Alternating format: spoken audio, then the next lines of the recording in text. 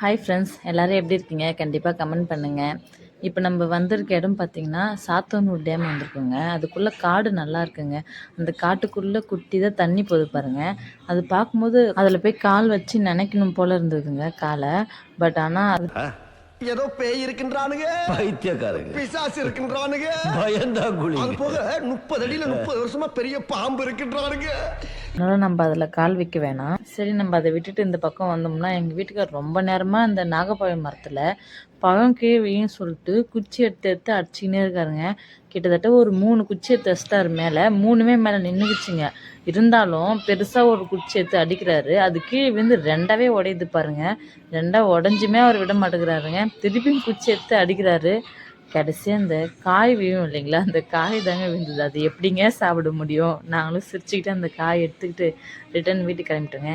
கண்டிப்பாக ஃபாலோ பண்ணுங்க ஃப்ரெண்ட்ஸ் நம்ம பேஜை.